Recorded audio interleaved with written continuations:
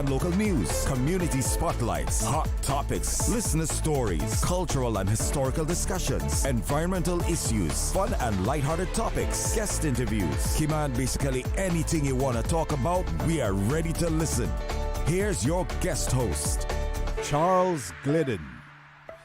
Coming up, the Family Resource Center is with us to tell us about their summer programs, and we hear from the Kiwanis Club about their Kiwani bike. Later in the show, just for you, it's Open Line when you can tell us what's on your mind. Talk Today is next. Stay with me. Talk Today is reminding you to avoid any statements or comments which are abusive, derogatory, malicious, or defamatory. Do not use indecent language or make any statement that is false or misleading. Call 1-800-534-8255, 949-6990, 949-8037, or WhatsApp us on 925-3261. And now, back to Talk Today. Good afternoon and welcome to Talk Today. I'm Charles Glidden. Good of you to tune in. Well, it's another hazy, dusty day, but that Sahara dust should be, moving out pretty soon, clearing up. I wonder how many people were actually affected by the dust. I know of one person. They were working outside, and they didn't have any kind of mask, and they have, I guess some sensitivity to that sort of thing, and so they had to get some medical assistance. But if there's one, I'm sure there's quite a few more. Yesterday we were at the peak of it, and people were being advised to, wear a mask if you're going to be outside for an extended time. And obviously, the public health people and the Weather Service knew what they were talking about. The case I know about wasn't too serious. They're back in action again. So things should be clearing up, getting back to normal. I think by tomorrow, things should be much better. Well, first up this afternoon, we get an update from the Family Resource Center about what's happening this summer with their programs. And joining me now is Amber Caum. She's the program coordinator at the Family Resource Center. Good afternoon, Amber. How are you doing? Good afternoon. I'm well. Thank you so much for having me on. Thank you for coming in. And so you have a full summer program planned? Yes, we do. We have a lot of exciting programs coming up for both kids and for their parents. My colleague came on the show in the beginning of May 4th, I believe, just to talk about our upcoming SNAP camp. And that's our annual camp that we run for kids ages 6 to 11 who are experiencing some emotional challenges, behavioral challenges. So that's something we'll be running from July 7th to 17th. It's a wonderful camp, 2-week camp that's filled with lots of fun things for the kids to do and learning opportunities for them to develop lifelong skills. How do you manage your emotions? But we also have that for the parents too. SNAP is an acronym, right? Yes. What's it stand for? Yes, it stands for Stop Now and Plan. So it's about making smart choices in the moment. Yeah, it's a wonderful program. We run the SNAP camp every summer, but we also have had our first ever midterm camp in February. Hopefully that's something that we can bring back as well. But we have a long-term or a comprehensive version of the SNAP program that happens in September, and we'll have 2 programs happening starting this September. So if parents want to, upskill themselves, develop some strategies to support their kids, and the kids can also learn about the SNAP strategy, that's a perfect opportunity for families to get in contact with us, get signed up for that program. So that's just one thing that we have, but we have a whole list of programs that are available for parents over the summer. And why I wanted to come on and talk about summer is because without school happening, it can be maybe a time that parents have a little bit more flexibility. You're eliminating now the school pickups, and it might be a little more of a relaxed time where they can benefit from a program. So we have plenty happening during the summer. We have some new programs that we offer, one that's specific to kids experiencing anxiety. We have a co-parenting program, and we also have a teen-specific program. So lots to choose from. Well, tell us a little bit more in depth about SNAP and what's going to be Sure. happening during the summer Yes. portion of this. So it is 2 weeks long. Like I said, from July 7th to 17th, pre-screening is required to be in the camp because it is a specialty camp. Kids are exposed to the SNAP strategy, where we break down what happens to you whenever you're triggered. How do you feel? And help children recognize the emotions, right? Because we first have to know what emotion we're feeling in order to manage or deal with it, right? Because what we teach is that emotions drive behavior. If I'm feeling too shy, I may not perform my best when I'm on the radio, right? That's my emotion driving my behavior. So we help the children to recognize those emotions, but also their thoughts. Thoughts also drive behavior. If I'm thinking, oh, I'm going to come onto the radio and I'm going to answer something silly, I may have reservations and not show up, right? So again, that thought process drives my behavior. So we help children to identify those and try to manage the emotion and focus on only helpful thoughts so that they can come up with smart choices that keep their problems small. So that, but in pairing that, we're also doing like a lot of fun things with them. We do field trips with them. We take them to the movies. We've done the skate park. We've done laser tag. So it is very enjoyable for them, and they're able to use their SNAP skill in real time. So, when you they're are out interacting while they're in Exactly. this program. Yes, they're all interacting. So we have groups that are specific to age and gender. So we'll have maybe a younger boys group for boys ages 6 to 7, and then we'll have an older boys group for 9 to 11. And in those groups, they're doing little activities together, and it gives them an opportunity to practice the SNAP skill in real time. So let's say you're on the football field and maybe somebody's not giving you the ball. That may cause you to be upset, and maybe you might want to just walk off, right? But we're teaching the boys how to manage the emotion. What is the emotion that you're feeling? You're frustrated, right? You're frustrated because the person isn't giving you the ball. What is now a good plan that you can come up with that doesn't hurt you and it doesn't hurt anybody else, and it keeps the problem small? So that's the sort of thing that we're helping them to, I guess, conquer that skill. We're helping them to apply the skill. Now, you said the SNAP program requires a screening. Yes. What's the objective there? We just want to ensure that it is appropriate for the kids who are coming into camp. Obviously, it is targeted at kids who have some emotional challenges and behavioral challenges that present at home or even at school or wherever. We just want to make sure that the SNAP strategy is actually backed by research, and it is a social skills sort of group. So it is appropriate for kids who are able to socialize, with other boys, other kids of similar age. And we also have to ensure that they're able to understand and grasp the content too, and that there is indeed a need, right? Our camp is very small. We only have 7 to 8 kids per group. So obviously, the spots are quite limited. So we want to make sure that those who need it most are able to benefit from that. With that being said, the cost for the camp is also very reasonable. It's only $100 for the 2 weeks, and that includes lunch, snacks, shirts, field trips. So it is trying to limit any of those financial barriers that families might be experiencing too. We know everything is so expensive now. Oh, yeah. Yeah, so we're definitely trying to make sure those who need it most are able to get a spot. So you make it a fun experience Exactly. while helping kids You're learning through play. Control their emotions. Correct, sir. They're learning through play, they're learning through real life experiences, and they're able to benefit from our coaching in real time. I always acknowledge, whilst our camp we don't have much availability in the camp, there's always an option for families to connect with us separately. Our doors are wide open at the Family Resource Center, and in September, like I've mentioned, we'll have 2 SNAP clinical programs. Those are a little longer, but it gives parents the support as well as the kids. So we're servicing the entire family come September. So no parent version during the summer? No. Yeah. Okay. No, we're still able to provide the parents with support, and we'll do parent presentations, but it's not as comprehensive as our September programs. Yep. All right, we're going to take a break here, but we'll come right back and hear more about the Family Resource Center's summer programs.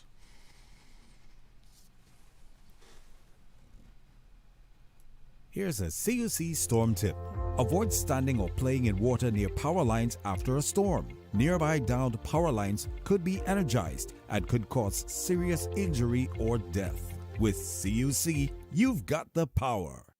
The Lions Club of Grand Cayman is proud to continue to serve our island community. The club continues to host successful community projects like the Prostate and Colon Cancer Awareness Campaign, free site screening in schools, spelling bee, swim meets, and their community pantry. The Lions Club of Grand Cayman looks forward to continuing their service for many years to come. The Lions Club of Grand Cayman, where there's a need, there's a lion, serving the community for over 50 years. The 8:12 a.m. weather report, Monday through Friday, is proudly sponsored by CG Britke. Insurance, health, pensions, life, where people come first. Radio Cayman's Talk Today.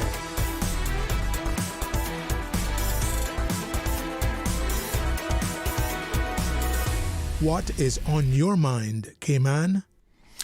Welcome back, and I'm talking with Amber Caum, Program Coordinator at the Family Resource Center, and she's telling us about some of the programs that the center is providing over the summer, and one of those is safety for teenagers and children. Yes. So we're very proud that we've recently invested in the Monique Burr Foundation's Teen Safety Matters and Child Safety Matters training. So over the summer, when maybe camps are starting to tone down, in August, the 5th of August, we're going to be having community-based trainings for the kids to come in. So we'll have a teen-specific group and a children-specific group for kids ages 8 to 11. And in that training, we cover things like physical safety, abuse, recognizing red flags, online safety, bullying. It's a very wonderful safety training, and it just talks on all of the most important topics that we would want our kids to have some knowledge of and be able to respond appropriately to. So in this training, we speak about the five rules to safety, and it's just about recognizing, getting help, identifying their trusted adults, and it really equips kids to prepare for any challenge that might come their way. Is that a sort of interactive thing also, or is it just a talk to the youngsters? It is very interactive. We have some writing stuff, we have some role plays, we have some quizzes, we utilize videos. So it utilizes a number of methods of learning. So kids are able to, it's not just us lecturing them, they're involved in the discussion and demonstrating their knowledge or how they're grasping the stuff that we're speaking about. So we definitely want to get them involved and ensure that it's also a fun, you're learning, but again, you're learning in a fun way. How do you go about online safety? For youngsters? Yeah, for sure. So we're talking about making sure they're not divulging any private information, anything that can identify, who they are, where they live, where they go to school, making sure they're protecting their passwords, that they're able to recognize some red flags. And we're just encouraging them to report and block if something seems dangerous, and also notify a trusted adult. And what we always encourage kids to do is identify a number of trusted adults. Maybe your parent might be a trusted adult, but that person may not be there, right? What if something happens when you're at camp or you're at summer school? Whatever environment your child is in, we're encouraging them to identify their trusted adults. These are people, again, that maybe they can't fix the situation, but they know how to help you. And that might very well be getting some other assistance, right? So when it comes to being online, we're just, again, making sure kids know the red flags and knowing how to report, block, and get help. Do you encounter in your work problems with children online? Yes, we do. And I'm so happy that you've brought that up. We've actually developed 2 very specific workshops that are virtual, so very easy for our families to benefit from. You can be at your desk at lunchtime, or if you have to step away and go in the car for the hour from 12 to 1, we have a managing screen time workshop, just 4 sessions long. And we also have a parenting the digitally safe teen, where we also utilize some of this information from the Monique Burr Foundation's curriculum to help parents navigate those teen years and the phone usage, because we know all teens have phones right now. That's the reality. And yes, you have a phone, but we need to empower you to make smart choices on it and know exactly what you can do or what you should be doing and what you should not be doing. So we're just trying to empower teens to be very safe and smart online. Do you advise parents to actually control that screen time? Yeah. I mean, it's very easy for a child to take a phone into their bedroom and be under the covers. Yeah, for sure. Yeah. So I think using technology to your advantage, there are built-in parental controls on a lot of these devices. But I think what's most important is just having a conversation with your child and helping them to understand what are the risks about being online and ensure that they're navigating those risks in a safe way. So again, it could be, you can't control everything, but you can ensure that if your child sees something that looks off, it's a red flag, that they know exactly what to do, right? You've had that discussion, because the reality is you might have all of the controls or parental locks on the device, but they're going to school. They have computers there. They have friends who are also exposed to these things as well that might be talking. And you want to ensure that your child knows what is right and what is wrong. So explaining the dangers and the consequences of getting involved with those is a better approach than just locking down. Yeah, I think it can be a twofold. Of course, you want to have some limits and ensure that your child doesn't just have free reign with the device. Yeah. You want to have limits, but you also want to have a discussion as to why those limits are there.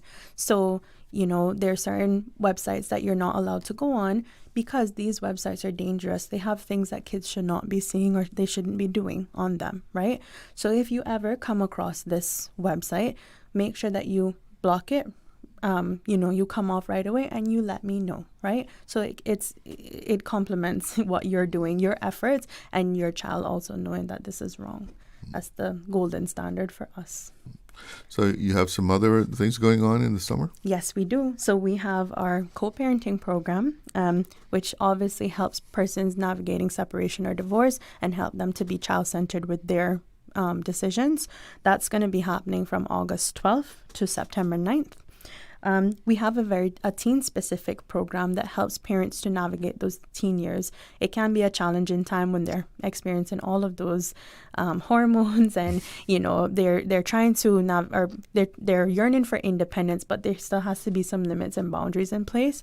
So we have a specific program for that. That's going to be starting on August 4th. That's 5 sessions long. And we have our final one. It's our Fearless. It's a new program that we run, and that's for parents of kids who are experiencing some symptoms of anxiety. That is also a 5-session program, and all of these programs I just mentioned are going to be happening in the evenings from 5:30 to 7:30. So of course, as a parent, I know you want to get home, but they're just 5 sessions long. And again, they equip you with lifelong skills so that you can best support your child. When you think about just that sacrifice of 5 evenings, but you're leaving with skills and strategies to be a better parent, I think it's a sacrifice worth taking, right? We also try to limit any barriers when it comes to childcare, because we know that after hours, you have to, sort out where's your child going to be, bring them along. We're able to support in that way. We also provide dinner if that's something that is needed as well. So we're definitely trying to get any parents who could benefit from our services in the door and get them the support that they need. What are some of the challenges that you run into with co-parenting? Co-parenting, well, conflict. I mean, a lot of people, there's 4 approaches to conflict. You can compete, you can avoid the person, or you can accommodate them. But the 4th one is to collaborate. There's a place for all of these approaches to conflict, but ideally we want to encourage co-parents to collaborate for the benefit of the child. What that means is that we have to oftentimes address underlying conflict and try to resolve that in a healthy manner. But it oftentimes means that we have to identify what has been their go-to style of communication and help them to be a more assertive communicator. And that just means, yes, you can be firm, but you can be respectful when you're communicating with your co-parent.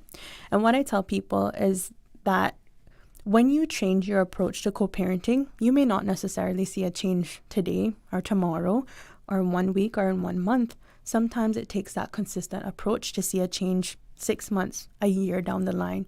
But when you're consistent with your approach, somebody else has no choice but to meet you where you're at, as long as you're being, you're trying to collaborate, right? So that's what we try to empower our co-parents to do. Be consistent with your approach. Try to be collaborative and child-centered. Now, when there's particularly a tense separation, children sometimes used as pawns. Yes. Yes, so our curriculum also covers how responding to children, responding to their behavior, and we also equip parents who participate in the program with some problem solving, like a problem solving formula, all around supporting their children and prioritizing their children's emotional and physical needs. I think you mentioned that the center wanted to get out into individual communities. Yeah, so again, we do recognize being a parent, you have so much responsibility, and it may not be realistic all the time for you to come into our office. So we're focusing a lot more on some community outreach. So for the month of June, we have partnered with Joanna Clark Primary in Savannah to offer some community presentations. So we had our first one on June 2nd, and that was on the topic of summer safety. I want to say summer safety. And then on June 16th, we're going to have one on providing behavior management strategies. So if you don't have to be a parent of a student at the school, you can just be any community member that's living within the Savannah, Bontown, Newlands area, and you can come out and benefit from that 1 hour presentation. Refreshments are provided. You can bring your kids. It's a very welcoming environment. No registration required. You don't have to commit to any, sessions, nothing like that. Come out, benefit from the information. And if you want more, then we're right there and you can benefit from asking us questions and getting involved further if you'd like. Now, I know you have to make this a little shorter than we usually do because of some work commitments. Yeah. But let's review the things so that people know when and where and how to sign up and For so sure. forth. So we've spoken about our SNAP summer camp happening from July 7th to 17th. Pre-screening is required for that. We're going to have our teen safety training and our child safety training on August 5th. Our links will be posted for that later next week, so parents can start to sign up for that. We have some programs, our co-parenting program, our parenting teens program, and our Fearless, which is our program catered to parents with anxiety. Those are all going to be happening throughout the month of August. And you can sign up just by sending us an email, frc@gov.ky, or visiting our website, which is frc.gov.ky. Giving us a call as well works, 949-0006. We're very easy to get in contact with. And maybe you haven't heard something today that meets your specific parenting need, but we have a number of staff who are trained in so many different parenting programs. So there's going to be something for everyone. If you have any parenting concerns or if you need help, please get in contact with us, frc@gov.ky. Well, I don't think we explored the parenting teen very much. Yeah, we did not. Let's touch on that. We have a couple of minutes. Great. I'm happy. So yes, we have a parenting teens program. It actually follows our Teen Triple P curriculum. So many of our programs stem from the Triple P model, which stands for Positive Parenting Programs. We offer about 7 of them at the Family Resource Center. Our Parenting Teens program is very specific in helping parents of teenagers who are maybe, as I said, yearning for some independence. Maybe there are some behaviors coming up now as they navigate these, I guess I can say, challenging years. A lot of hormonal changes, a lot of changes for them as they gain more independence. Think about going from primary school to now high school. You're not in just one place. You're having multiple subjects, multiple teachers. You have to navigate all of that. You might have a whole new set of friends that you've... Peer pressure. Peer pressure, exactly. There's tons of peer pressure now. So it's a lot for teenagers to have to navigate at that stage. So this program is all about learning to bond with your teenager, like getting into their world now, because we know their interests are so different than that 8-year-old that you once had. We also talk about managing the behaviors. What are some, because at 14 years old, you're no longer using some of the previous behavior management strategies like timeout. Perhaps not, right? So we're going to talk about equipping parents with some other behavior management strategies. And then we also talk about things like preparing for risky situations, because again, teenagers want some independence, but they can't get full reign, right? There still has to be some limits set. So we have those conversations of what is that going to look like? That's pretty much what our Teen Triple P, our Parenting Teens program will look like. Okay, well, it looks like you have a full summer going there. Yes, we do have a full summer. We have a full summer alongside still offering our individual parent coaching sessions. So if you are not able to commit to an evening program, that's okay. Any of our programs that I've mentioned can also be delivered on a one-to-one basis at a parent's convenience. So that might be during a lunchtime. Amber Caum, she's the program coordinator at the Family Resource Center. Thank you for coming in. And now you have to rush off and attend to a little emergency. Yes. That's the life of your work. Right? Yes, it is. It is. I'm so grateful that we were able to come on today and talk about our services and our programs. Thank you for having me. It was a pleasure talking to you. Yeah. Okay. We're going to take a break. When we come back, well, we'll have a little open line since we got about 13 minutes we'll have when we come back. So if you want to give me a call and talk about something, you are welcome to do that. Be right back. Did you know that Doctors Hospital provides urgent care services 24 hours a day, 7 days a week? And Doctors Hospital's urgent care physicians have access to the most advanced MRI and CT imaging in the Caribbean, providing reliable diagnostics when you need it most. When you need quality urgent care for an illness or injury, Doctors Hospital is here for you 24/7. Whether it's a migraine, chest or abdominal pain, shortness of breath, broken bones, or another urgent need, Doctors Hospital at the top of Walker's Road. Urgent care right now. The Atlantic hurricane season has officially begun, and while the 2026 forecast currently indicates a below-average season, it only takes one storm to cause a significant impact. The Water Authority is urging its customers and the wider public to prepare for the season. The Water Authority is conducting its usual seasonal readiness activities, which focus on protecting its critical assets, such as stored water pumps and pipelines, which are all necessary to ensure access to safe drinking water after a storm. Depending on weather conditions, the authority may need to proactively turn off the water supply before a storm to ensure sufficient water is available after it passes. This is why it is critical that customers store water before a storm approaches. Ensure you have an emergency 3-day supply of drinking water for every member of your household. That is 1 gallon per person per day.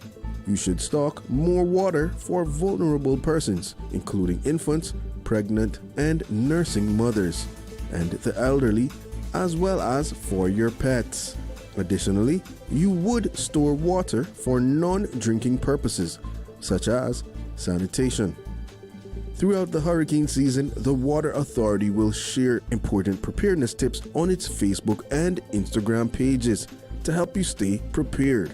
Additionally, guidance and updates can be found on our website, www.waterauthority.ky/hurricane-preparedness. Wouldn't it have been grand if you had purchased land 30 years ago? It may not be 2020, but a perfect vision has never been more clear. Kim and Brack and Little Cayman, poised for growth with an eye on the future. Your land, your history, your future. Discover all that our sister islands have to offer. Social media, X, formerly Twitter, Facebook, Instagram. Interact with our talk shows on YouTube. Download our official Radio Cayman app, or you can log on to our website, www.radiocayman.gov.ky. You can also add us to WhatsApp on 925-3261. All the latest information, breaking news, community events, and more. Radio Cayman. Radio Cayman's Talk Today.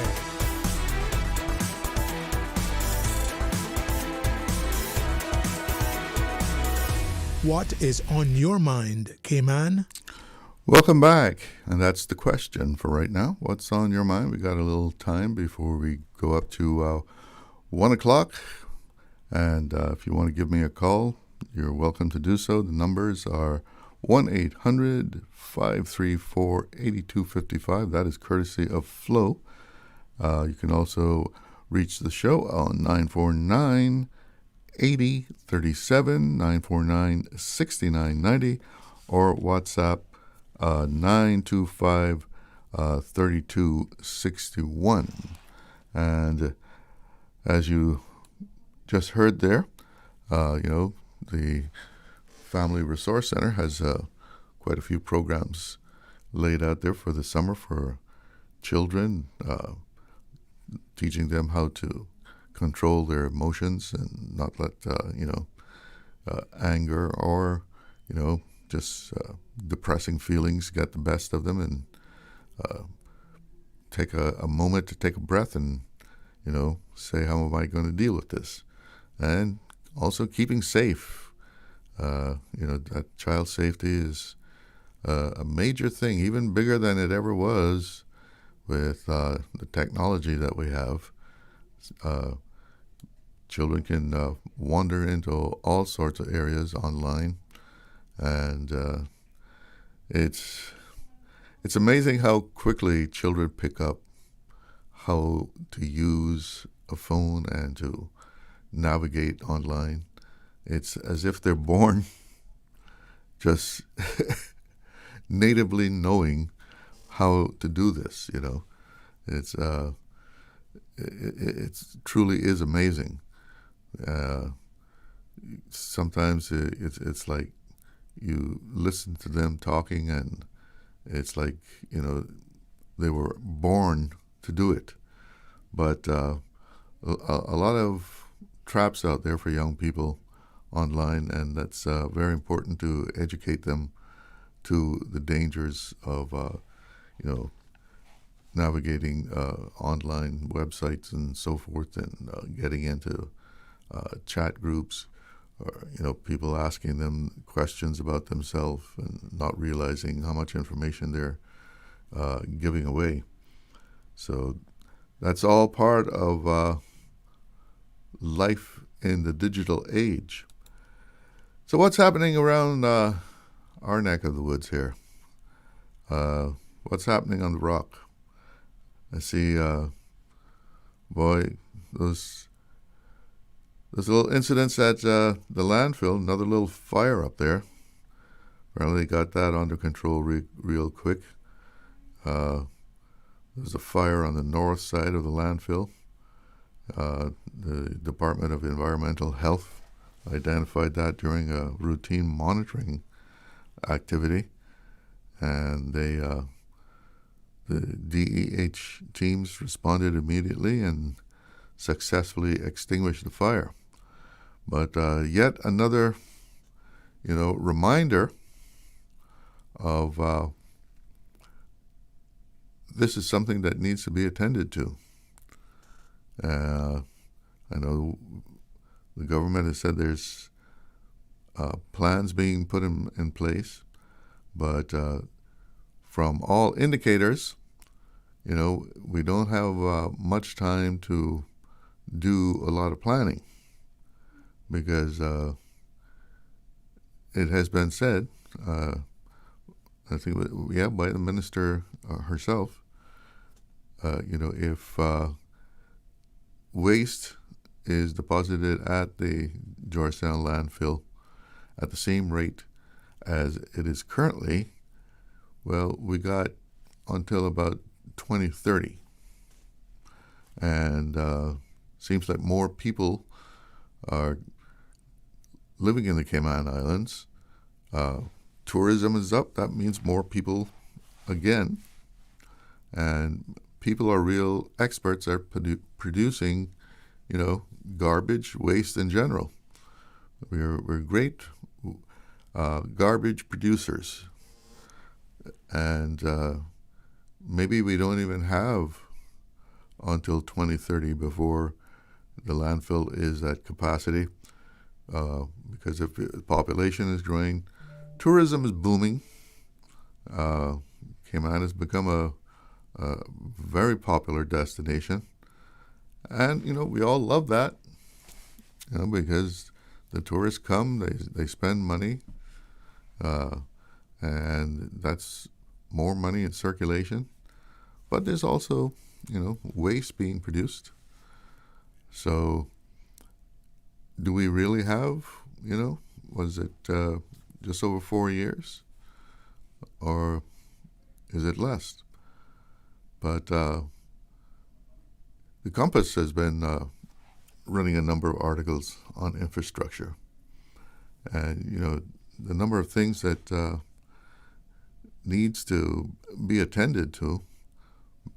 And a lot of it is driven by the population growth. Our population growth is outstripping our infrastructure capabilities. That story on the dock, that's pretty much at capacity, handling cargo and cruise ships. And cruise ships, well, it seems like that industry is picking back up too. So what are we going to do? How are we going to handle this? That's a big question. Because, with more people, again, the population issue. More people, that means more imports coming in, more containers. So the port keeps getting busier and busier. As we all know, practically everything, is imported into the Cayman Islands. We're not a place that produces very much, especially when it comes to, the essentials of food. Yeah, there's some farming going on. We know that, but nothing on the scale that is needed to really provide enough food for the population that we have now, over 90,000. And again, tourists, with the number of tourists that are here at any one time, we're well over 90,000. And it's amazing that some of those ships, according to the article that I read, one in particular, they're actually scraping the bottom, because it is a shallow harbor. And the story I was reading this morning said, there's one ship that there's photos of it actually at low tide sitting on the bottom, and they have to go through a special procedure when the ship comes in. They have to, there's a certain way to unload it. I think they have to unload the front of the ship first before it can actually come completely up to the dock. So all those kind of things are happening and driven by population. And the economy keeps demanding more workers, and you don't want to, at least most people don't want to, say, no, you can't have a work permit. You can't find anyone locally, and we're not going to give you a work permit for that. I don't think you're going to find too many voices, advocating, actually putting a moratorium on work permits, because businesses have to function. If you deny, and in some cases, many cases, I guess, the person that you're denying, the company, the business that you're denying is Caymanian owned. And so you're going to tell a Caymanian that they can't hire someone on a work permit because there's too many people.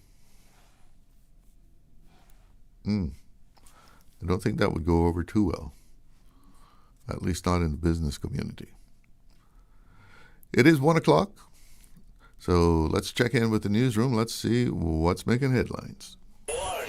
One radio station. Radio Cayman is the voice of the Cayman Islands. From Radio Cayman's newsroom, this is Headlines. Local, regional, international news. The Headline News is brought to you by Kirk Market and Health Services Authority. With your latest headlines, I'm Elizabeth Charles. The Department of Sports says it has completed child safeguarding training for staff and sports partners as it prepares for this year's summer camps. In a statement this week, the department said sessions with the Multi-Agency Safeguarding Hub unit covered core safeguarding principles, how to recognize signs of abuse, reporting responsibilities, and ways to create safe spaces for children and young people in sports activities. Representatives from national sports associations were also invited, and the department says it will continue to emphasize youth development, safety, and positive sporting experiences across the islands. In international news, Hezbollah has rejected a new Lebanon ceasefire that is tied to wider talks to end the Iran war, casting doubt on U.S. President Donald Trump's push for a broader peace deal with Tehran. In comments reported today, the Hezbollah leader dismissed the Washington Declaration and said, quote, resistance will continue, while Israel's defense minister insisted Israeli forces would not withdraw or halt operations in southern Lebanon. In other news, the White House is brushing off a rebuke from the U.S. House of Representatives over President Donald Trump's handling of the war in Iran after lawmakers voted to limit his authority to continue the conflict without their consent. The House passed a war powers resolution on Wednesday calling for U.S. forces to be withdrawn from hostilities in the Persian Gulf or for Trump to obtain congressional approval. The administration says the measure is meaningless and unconstitutional, but in a post on Truth Social, the president blasted the vote as unpatriotic, accusing, quote, 4 bad Republicans and all of the Democrats of trying to tie his hands during what he called final negotiations to end the war. Those are the latest headlines. I'm Elizabeth Charles. Radio Cayman. More news available at www.radiocayman.gov.ky. Check out our social media pages: Facebook, YouTube, X, formerly Twitter, Radio Cayman Headline News.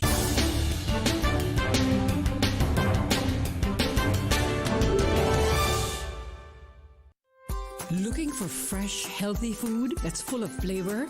Then you've got to visit Kirk Market. Our dishes are made with fresh, high-quality ingredients. Enjoy vibrant mixed greens or satisfying pasta salads. Or try one of our delicious grill options like blackened chicken, spicy beef steak, or grilled salmon. Looking for something light and flavorful? We've got sushi rolls and poke bowls prepared daily. And don't forget to explore a hot bar or Billy Fresh salad at the salad bar. Stop by Kirk Market today for breakfast, lunch, or dinner and taste the difference. Eat well, live well with Kirk Market.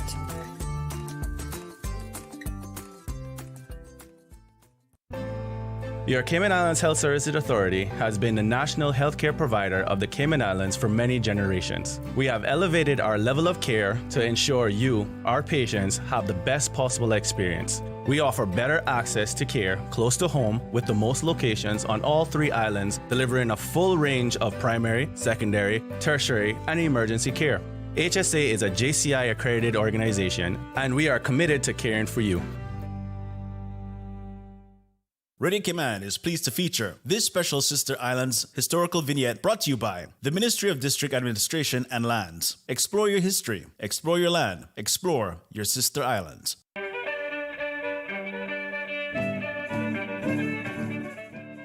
Born in Watering Place, Cayman on the 8th day of July, 1936.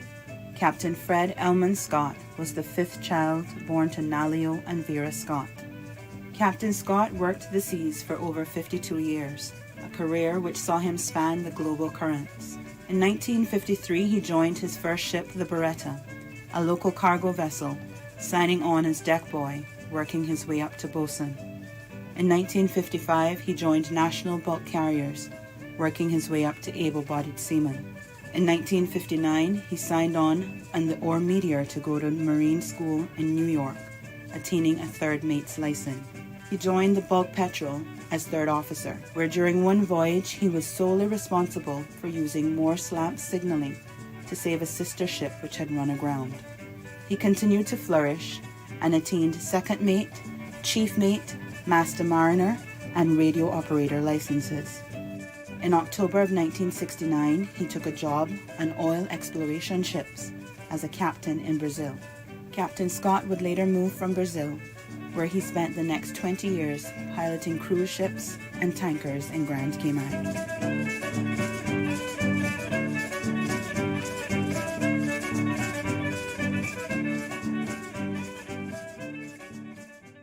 Radio Cayman is pleased to feature this special Sister Islands historical vignette brought to you by the Ministry of District Administration and Lands. Explore your history, explore your land, explore your Sister Islands. Cineco's parametric insurance after hurricanes is now available for motor policies. Fixed automatic payouts cover incidental vehicle expenses like fuel, cleanup, and minor repairs. No claims, no damage required. $200 for comprehensive policies or $100 for third-party policies. Available exclusively through Cineco and included with all new motor insurance policies and upon renewal for current policies. Visit cineco.ky today. Cineco, keeping Cayman covered. Radio Cayman's Talk Today.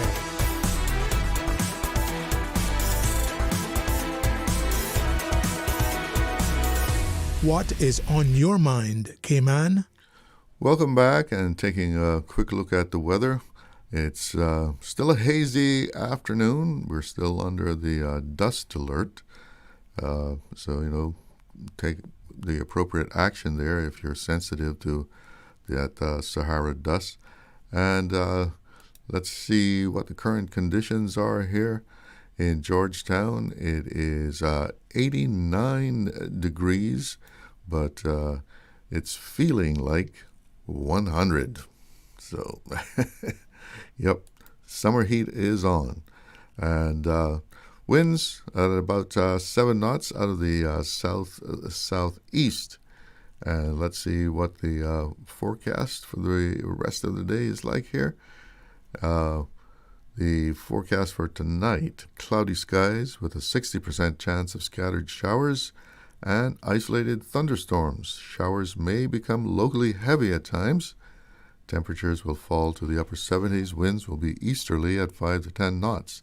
Seas will be slight to moderate with wave heights of 2 to 4 feet. Sunset is at 7 o'clock. And the outlook is for some isolated showers to linger across the Northwest Caribbean Friday, with gradual clearing in the evening from Saturday afternoon onwards. Enhanced moisture will linger across the Central Caribbean, while an upper-level low slowly moves into the Western Caribbean, keeping the possibility of scattered showers in the forecast throughout the weekend. Well, attention cyclists! The 44th annual Kiwanis bike ride is coming up this weekend. The 22-kilometer ride is a favorite here in Cayman. And in the studio to tell us more about the Kiwanis bike is Kadi Pentney. Good afternoon. Welcome to the studio. Good afternoon. Thank you very much for having me. So when I was looking this up, it seemed like this is a shorter ride than what it used to be. It is, yes. So in previous years, we've changed it maybe 3 or 4 years ago to spots. And when it was at Smith's Cove, we just felt like there was a lot of congestion and not enough room for the bikers, to park off and sit down and relax after the ride. So that's the reason that we moved it to spot stock. So now instead of 20 miles, it's 22 kilometers. So who can join into this? Anyone, anybody can ride. We've had very inexperienced riders, like myself. I've done the ride before, so truly anyone can do it. Last year, we actually had an 8-year-old boy who participated with his dad. 8 years old? Yes, which was pretty cool. So there's really no rules. This isn't a race. It's much more of just an enjoyable ride. When you're riding your bike, you just look to your left and you see the ocean. It's so beautiful. It's such a beautiful ride. So I would encourage anyone who maybe their kids enjoy bike riding or maybe they just want to get a bit of exercise in to come out. So there's no pressure there to keep a certain pace or anything? No, not at all. Yeah, there's the guys from the Cyclists Association. They definitely lead the way. Yes. They get into it? They're very into it. We actually have riders who will ride there to East End and then they'll ride back. So they do. You got to be real serious to do that. Absolutely. Yes. Yes. So, I mean, if you're going to take this on, you have to know that you're physically fit to do this. Exactly. And like you said, it is a bit hot at the moment, but it's an early start. So hopefully it's not too hot yet. We'll see. Yeah. Well, about how many people do you usually get for this? It would depend, actually. Every year is a little bit different, but we usually have over 100 riders. Oh, that's a good group. Yes, yes. Obviously, some years it's 75, and you know, but it just depends on the year, and also it depends on the time of year with travel and that sort of thing. So how do people go about signing up for this? So you can register on Kiwanis.ky. We've got the registration forms online. As soon as you go to the website, you'll see it there. And if they have any questions on our website, our phone number is there, our email's there. They can ask any questions if they'd like to. But what we're encouraging people who do sign up to ride to do is to get sponsorship. So from your colleagues, from your friends, from your family. The registration fee is just $25. So that covers you riding. And that gets you some fruit and water at the end. I will say also a thank you to our Key Clubbers. So in a minute, I'll tell you a little bit about our different programs. But our high school Key Clubbers will be doing the water stations. So there will be 3 stops where if people want to, or usually it's just someone rides past and grabs the water. So they'll be at 3 different stops to give out water. And so it's only a $25 registration fee, but we would encourage to get more than that because obviously that's how we can raise more funds for Kiwanis. So this is a fundraiser? This is a fundraiser, yes. Yeah. It's an event and also a fundraiser. Yeah. So how does the sponsorship thing work? So it would just be like, you know, when someone's going to do a race or something and you say, hey, support me in my 22-kilometer ride, you know, and also donate to a charity at the same time. So all funds go to our service programs. Well, tell us about the work of the Kiwanis, because you do quite a bit in the community. We do, yes. So the Kiwanis Club of Grand Cayman has been going for 51 years now, and all of our projects focus on children. So we have our bookmobile, which is where we read with children at the Marie Martin Primary School on a Thursday, and we read one-on-one with them. So it's lovely because we see the progression, you know, and the change throughout the year. We also have Kiwanis Leadership Day, which is a 1-day youth leadership for the age group for Kiwani Bike. For the bookmobile, it's like ages 5 to 11, so kind of more primary school. And then Youth Leadership Day is a day where we focus on, you know, training our high school kids ages 14 to 18 into being future leaders. And we have speakers come from different areas of groups on the island. And we participate. Last year, I think we had 67 students. So we do that once a year in November. And one of probably our biggest things that we focus on during the year are our service clubs. So that would be Key Club, which is the high school version, Circle K, which is the university version, and then Builders Club and K Clubs, which is primary school and at the Lighthouse School for children with special needs. So that mobile library, that's at George Marie Martin's. It's stationed there. Yeah. Yes, we would love for it to be a bit more mobile, and we have ideas and plans about, say, being at the grocery stores or going to events where we could park off and just read with children. Or something. Absolutely. It's just not in the best condition at the moment. So we have been speaking to a few corporate sponsors about sponsoring to get it a bit more mobile, but right now it's still full of books, and it's very useful for while we're at Marie Martin.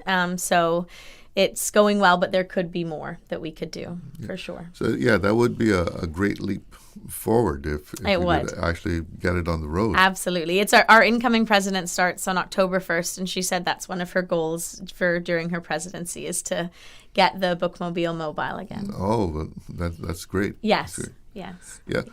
Who do you, your membership, do you target any particular segment or? Not really, no. Our members range from, say, 20 years old all the way till 80 years old. So there's no necessarily, you just have to be over 18. Like I said, so our key clubbers, the high school version of Kiwanis, they have their own president, they have their own secretary, their own treasurer. So all that we do as an advisor is basically just guide them to make sure they're moving in the right direction, to make sure they're following kind of the rules of everything. But they're very impressive young children. We have key clubs at Cayman Prep, Triple C, Clifton Hunter, John Gray High School, St. Ignatius, and Cayman Academy. So 6 of the high schools. So, that's pretty much spread out. It is, yeah. When in April every year, we take the students to something called DCON, District Convention in Florida. Because of where we are, we're actually under the Florida District of Kiwanis International. And this year we took, I think, 64 students up. And obviously there could have been way more. It's some people it's because of a budget or other because of, say, scheduling with sports and that sort of thing. Because you are gone from Thursday until Sunday. So with everything that is there to distract young people, you still find that they have an interest in a service club like Kiwanis. Absolutely, yes. And I would say it's such a positive impact on their lives. Someone who may not be sporty, for example, that is more into maybe the artistic side or just focused on their community, and they have really creative ideas on projects and ways that they can give back.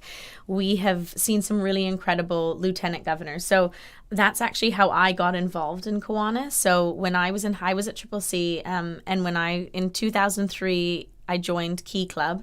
And in 2004, I was elected as the lieutenant governor. So then the lieutenant governor is in charge of all of those schools that I mentioned earlier. So they kind of help guide the presidents of each school.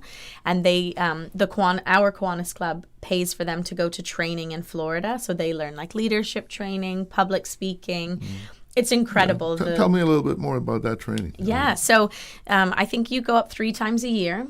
And you do, it's very impressive and it's very organized. You do all sorts of training to basically focus on how can you guide your club to be the best club, and then how can you guide the presidents to be, the focus. You would do, they'd teach you how to create your own newsletter so that everyone stays informed of what's happening. They show you how to, record all your service hours. So it's a very organized organization. And so I was really impressed with Key Club when I was in Key Club. And when I came back in 2010, I had said to Roger Bodden, who is a member for many years, and I ran into him and he said, "Katie, why haven't you joined Kiwanis?" And I said, "I'm doing my CPA exams. As soon as I'm done my exams, I'll join Kiwanis." So PwC put a newspaper advert when I passed my CPA exams, and Roger Bodden calls me and he said, "I saw that you passed your exams. Are you going to join Kiwanis now?" And so I came to a meeting the next week, and I've been a member ever since. So I guess for 16 years now I've been a member. Yeah. What have you found most rewarding about being a member? I would say I do have a passion for children. And so I think seeing them develop from, the Builders Club, like the middle school age, to then seeing them really mature and grow up in high school when I see them at leadership days and key club events.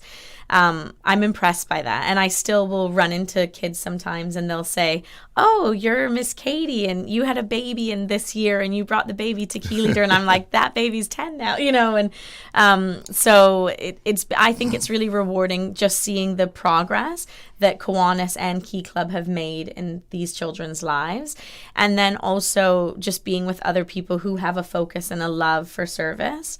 So I've really enjoyed it, and I've made a lot of close friends while I've been a member of Kiwanis. But the public speaking and leadership, I mean, that must give young people a big, jump start. Huge push.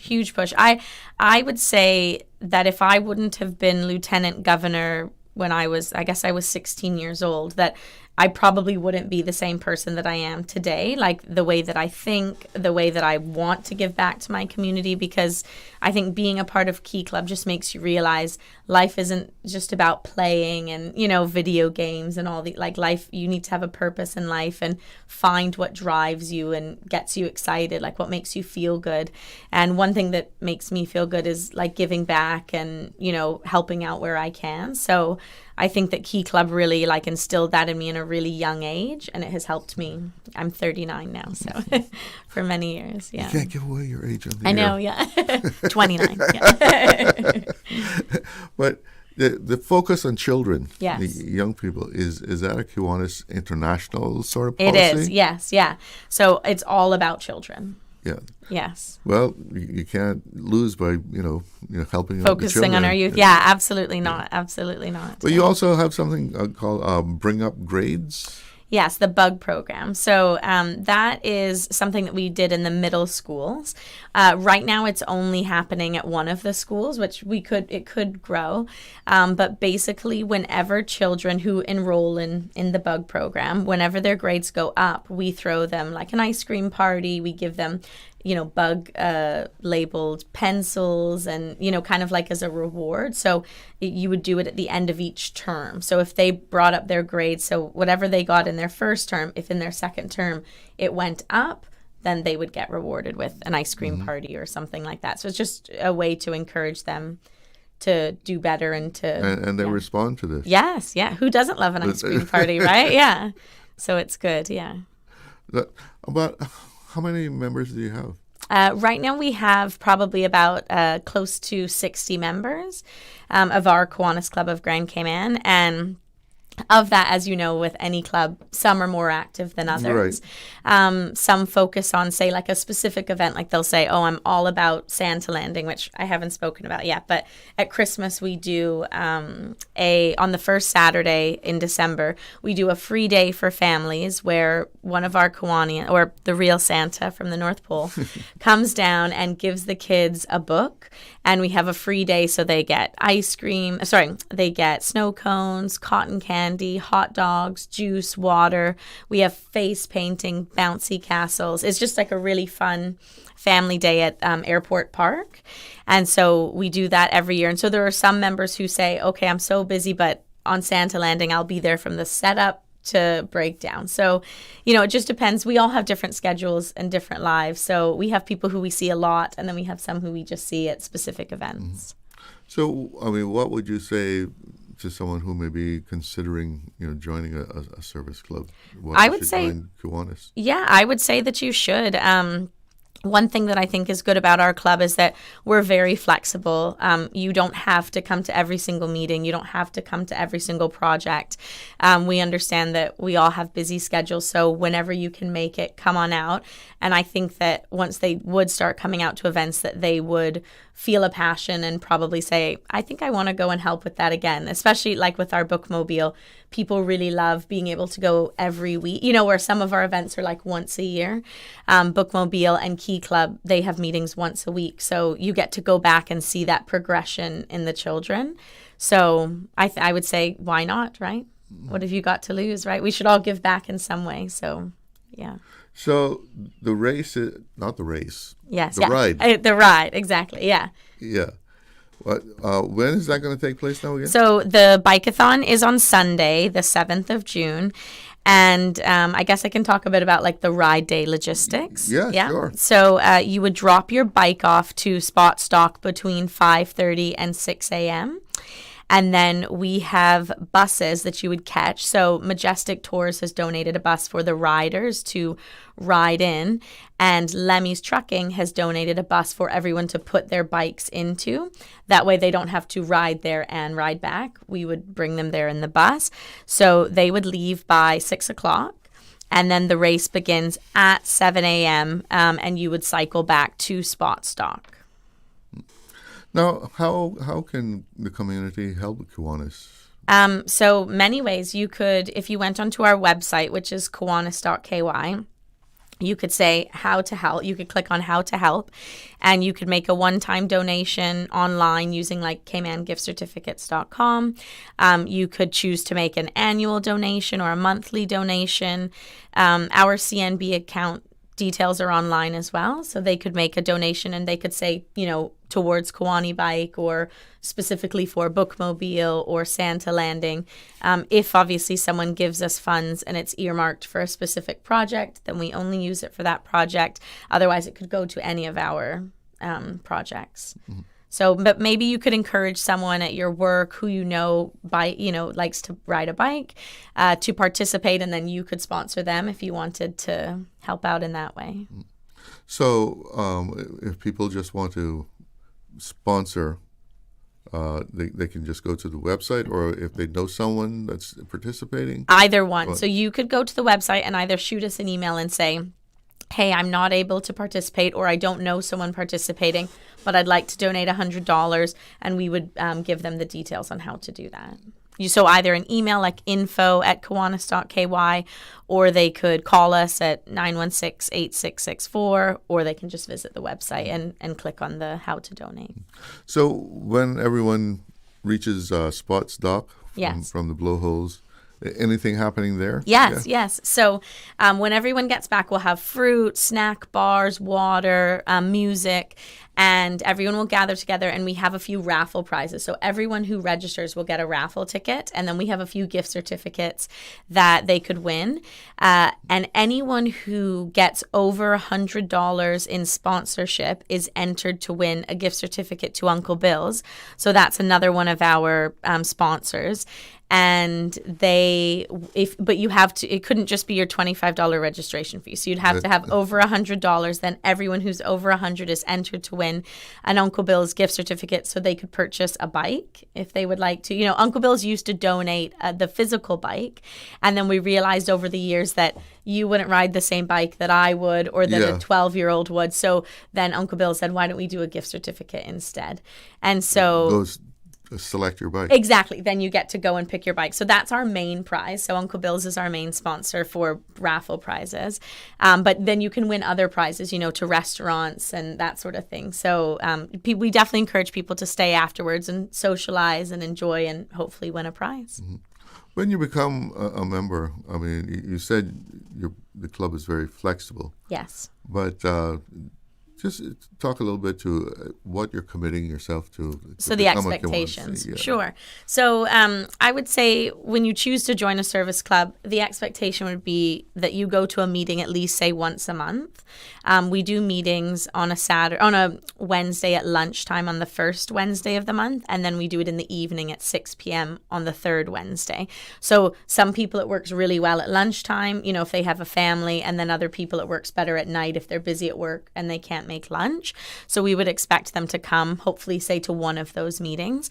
And then we would encourage them to find a project that they're passionate about and become a committee member. So rather than just saying, oh, I'll come when I can come, they might say, hey, I really love Bookmobile, or I really love Youth Leadership Day, and then join that committee. Because I think when you join a committee, you feel more involved because you're seeing the day-to-day, of all the action and the emails and the busyness.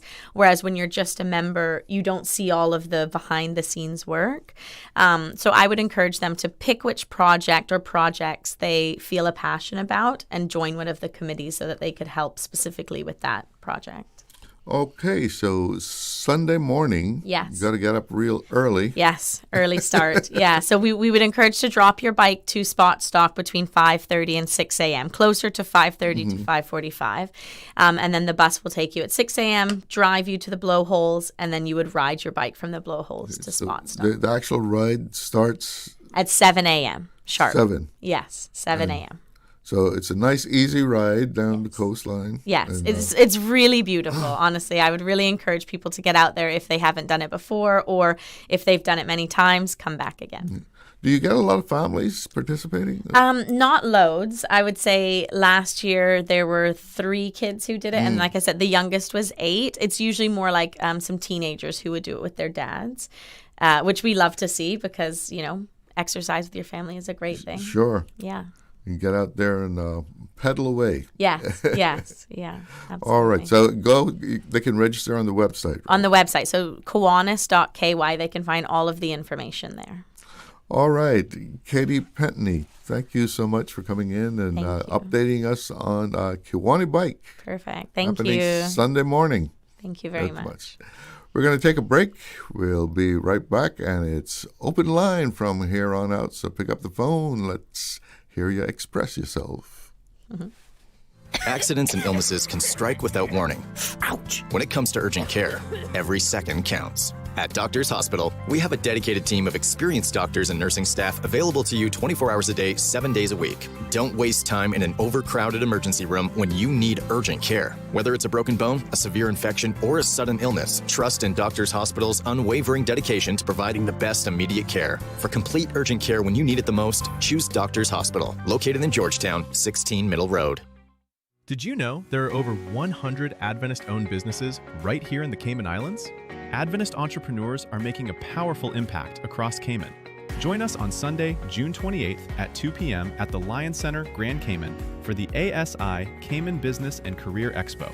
Explore products and services, enjoy exclusive discounts, free samples, giveaways, and exciting prizes. Need a wellness check? Enjoy free health screenings and relaxing massage therapy. Thinking about your future career?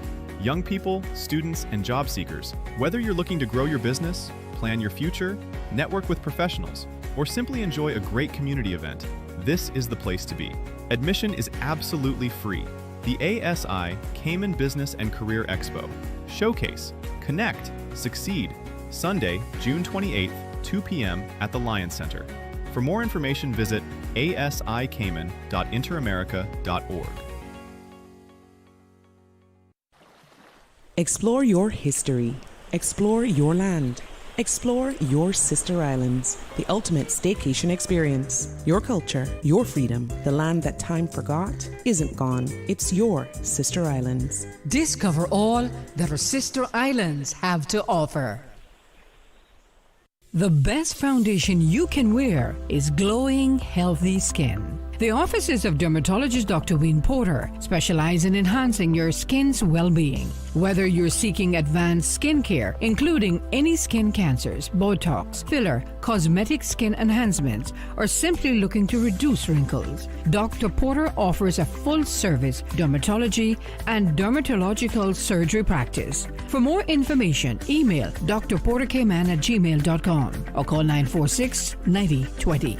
That is 946-9020.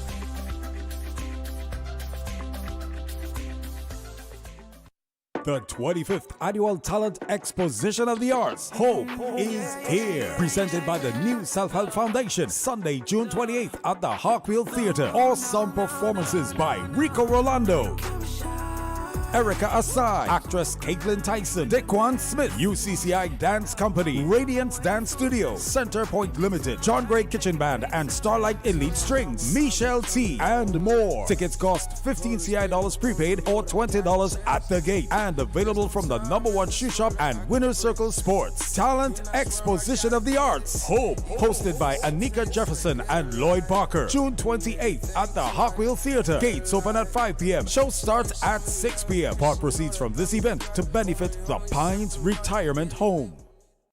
It's here. Multi-year trade and business licenses are now available. You heard right. You can apply for TBLs up to 5 years. Save time, reduce paperwork, and focus on growing your business. Apply online at dci.gov.ky. Apply for your multi-year trade and business licenses today. Radio Cayman's Talk Today.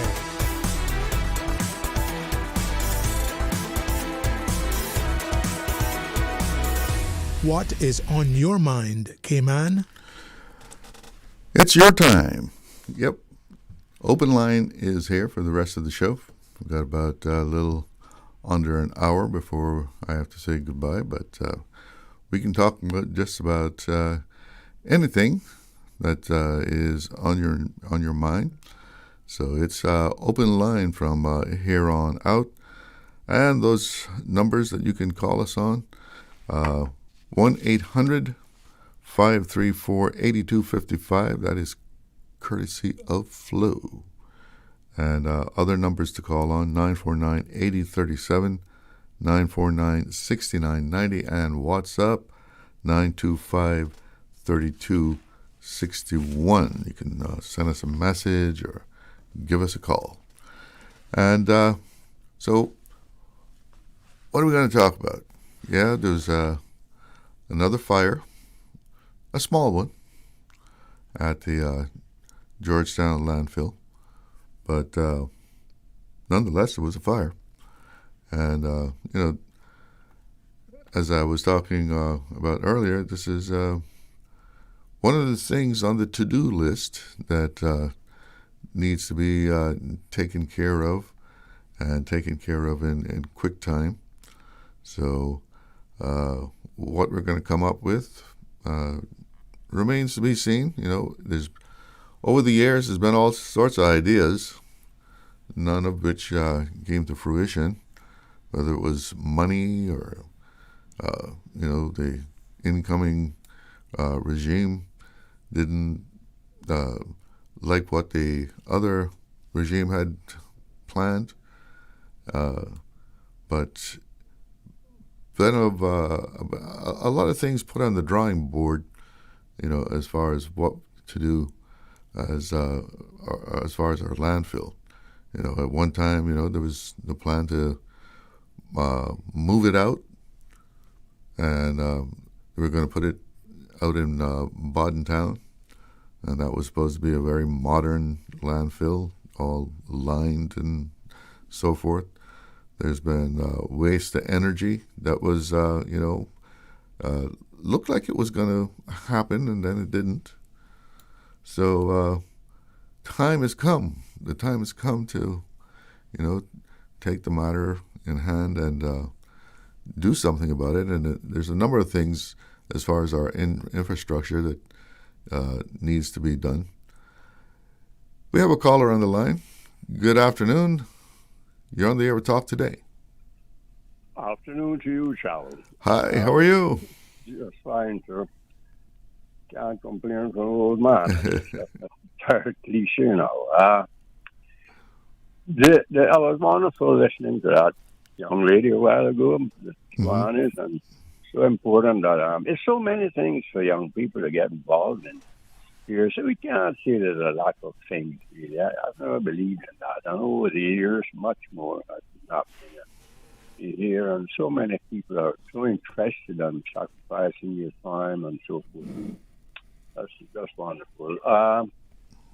You were talking earlier on about, of course, the dump or the landfill, whatever nomenclature choose to apply to it.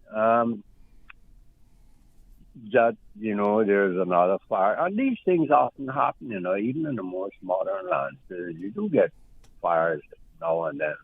There's always a risk of, because garbage contains many things that are combustible and so forth. Mm-hmm. It doesn't matter how you try to recycle it, whatever. Well, I remember what was somebody, I think at DEH said, he termed it, this fire was brought to the landfill because somebody deposited something there that shouldn't have been. Probably some kind of battery or something. Batteries, we have batteries in nearly everything now. Everything is so digitalized, and a lot of electronics. And when you say no electronic thing to be put out here for the road pickups, we have got to realize that all washing machines so many years now on stoves, microwaves, anything, even just washing machines, fridges, it's a lot of electronics in them now to control them, and so forth. So where is it they're going to draw a line and say this can't be, that can't be, But now what about all the hybrid cars? Hybrid cars with the battery. What are you going to do with those batteries? Yeah, on the ordinary electric cars, there's a drawback with everything.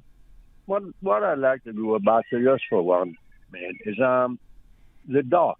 Mm-hmm. That's another one. Some years ago, the problem would have been solved now. Captain Paul Hurston, Captain Harris McCoy, Captain Bob Soto, along with Burns Connolly, the young architect, and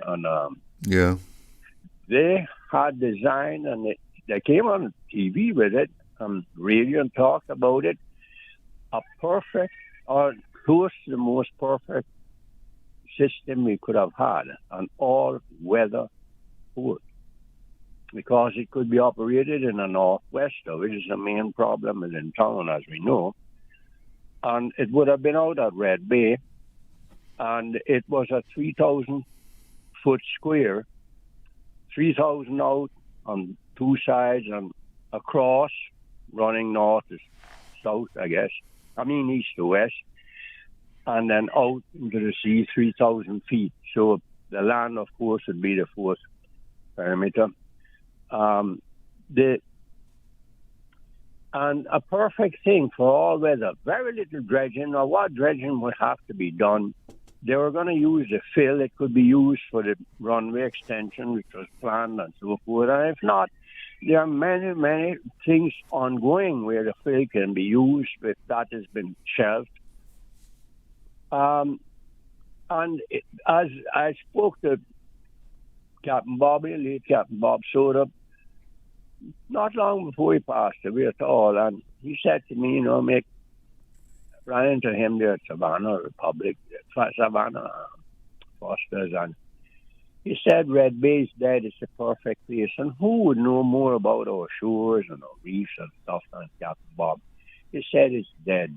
There's nothing really worth saving. It's a perfect place to put it. No time at all. It would be replenished with doctors and conchs. It would have been built now. I think the cost then was like $375 million. It costs a lot more now.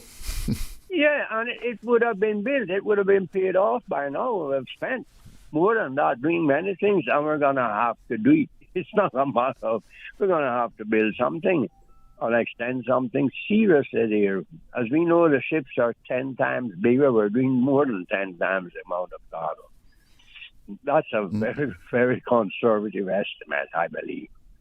But we're going to have to do something. That would have been the perfect place. Again, you're saying, decisions by powerful private citizens, not bothered with names, didn't want it there.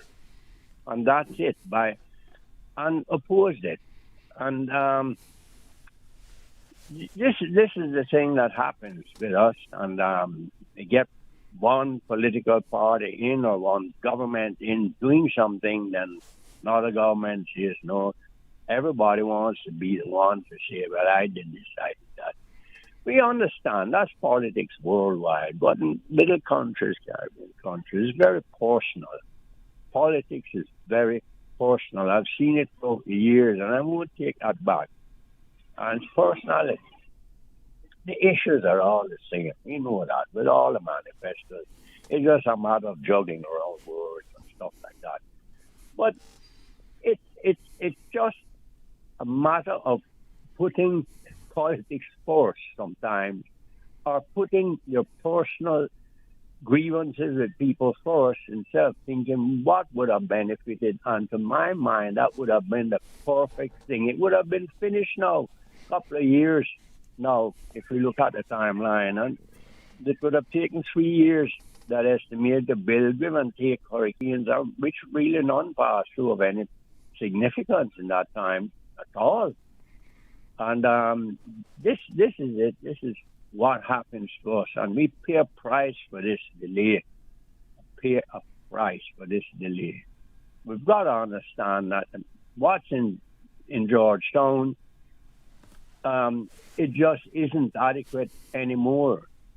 To have our main port in the center of, a marine park, it's kind of ludicrous. Anyway, I won't say anymore. You've never enough fodder to bash me, but I stick by it. That is what should have been done. And that option is pretty much off the table now, right? Because of I guess so. Well, I mean, what I'm thinking of, you got a lot of condos along that coastline there right now. No. Yeah. No. So you couldn't do that. You can't even look at that as an option. Right. They weren't any then. Right. You get the picture of what I'm saying? Yeah. No, there was nothing there. People didn't want Dirty Reeds. That was. People didn't want it. Anyway, I won't say any more. I won't tighten the noose around my neck anymore. But this is it. This is what happens, and that's what happened. The same thing happened with the peer referendum and everything.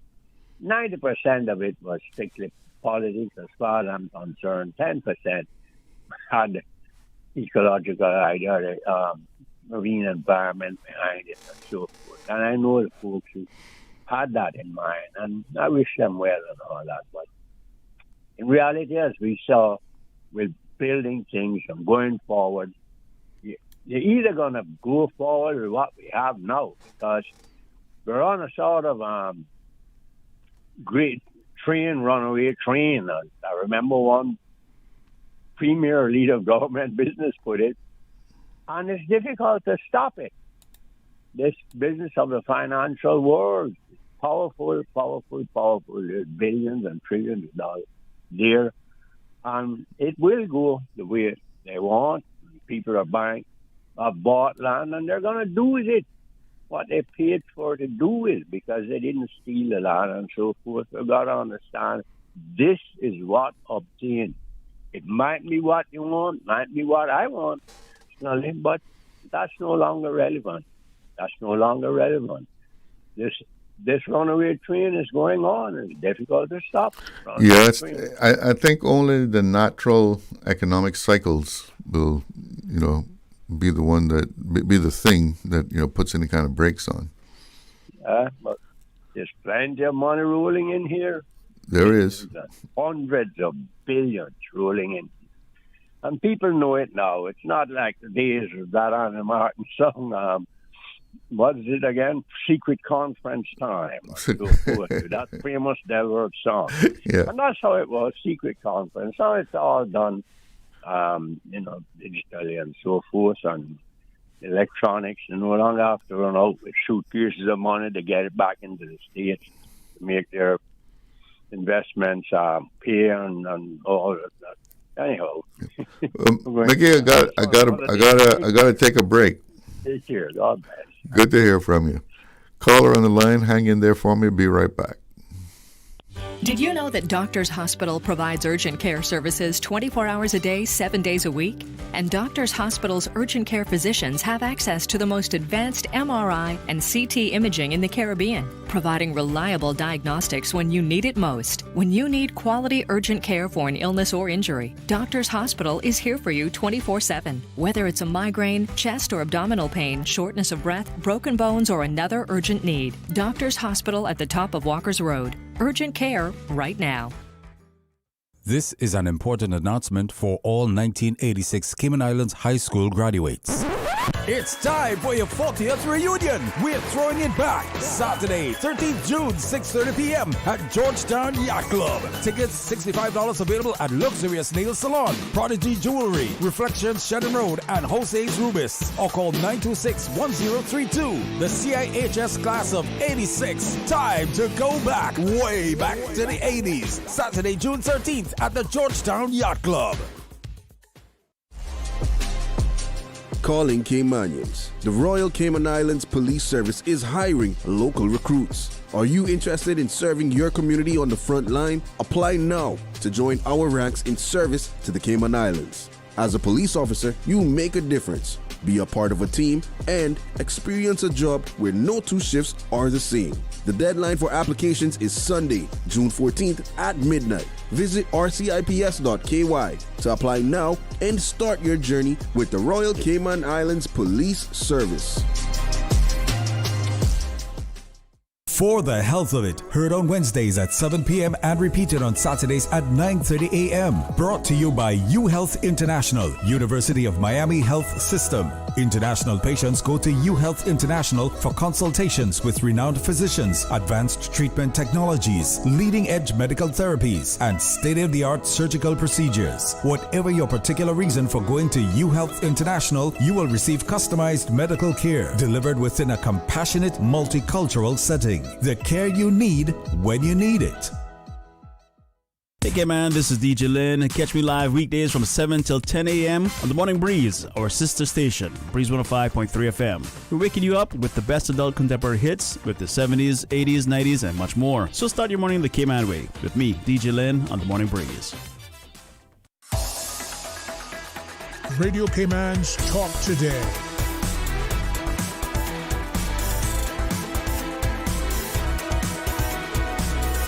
What is on your mind, Cayman? Welcome back. Let's go straight to the phone lines. Good afternoon. You're on the air with Talk Today. Good afternoon, Mr. Charlo. Hi there. Oh, not bad. Not doing too bad for young little fella. Okay. Glad to hear that. Mr. Charlo, you know, in my belief, I think we have some of our local political leaders. I think they're some of the best in the world. You know, some of the best. I think so. In my humble opinion, and what they have been doing for the people is actually what I think that heroes do. You know. So you're saying we actually have some heroes among our political leaders? I most certainly believe so. Yes, sir. Yes, sir. They have been treating the people so wonderful, and try to make us comfortable in every way that they can, and especially what's happening with the fuel and the propane and the what's the next one? Diesel. With the fuel and stuff, and in the end, the money will be circulating. The benefits will be only positive, and I think it can only make the Cayman Islands stronger and better, and make, take a lot of stress off the people and all that sort of stuff. So I think they're some of the best in the world, in my opinion. Okay. Our political leaders, and thank God we got those types of people elected that fight so hard for us, the people,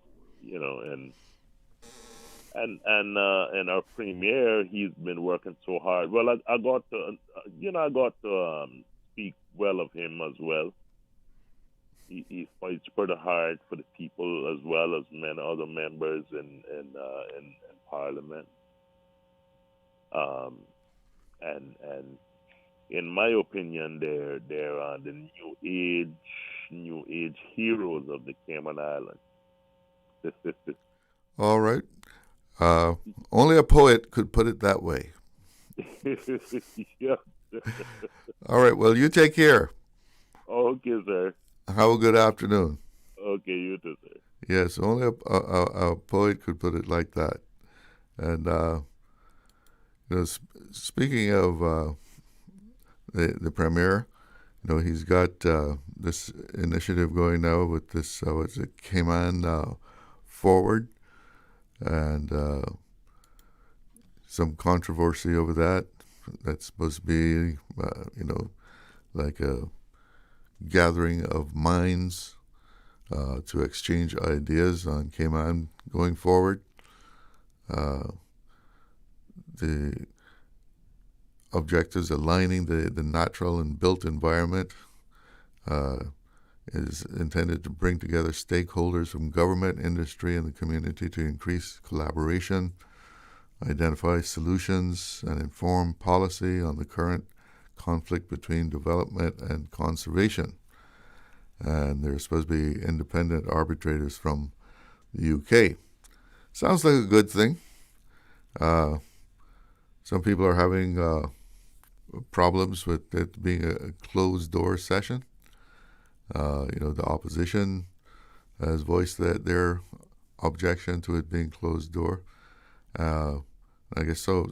Some environmentalists also want it to be, out in the open.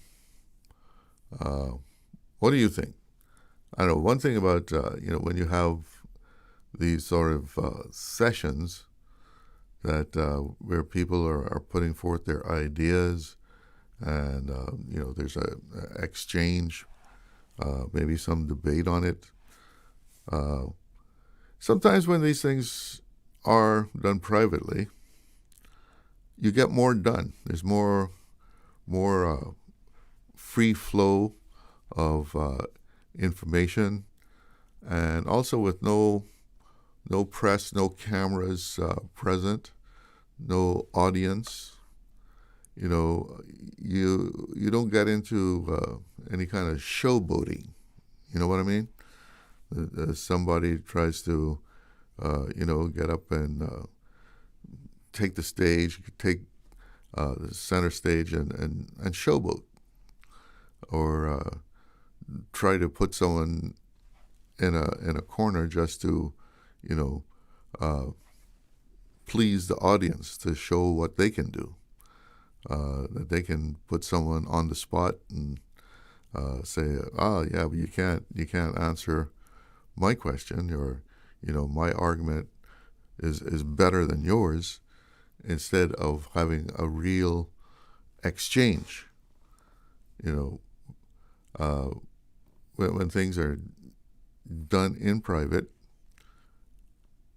and there's a genuine cooperation going on, you get more development coming out of that, as far as a development of ideas of what should be done. Strategies can be explored more without that influence of, well, they're watching me, so I got to make a splash here.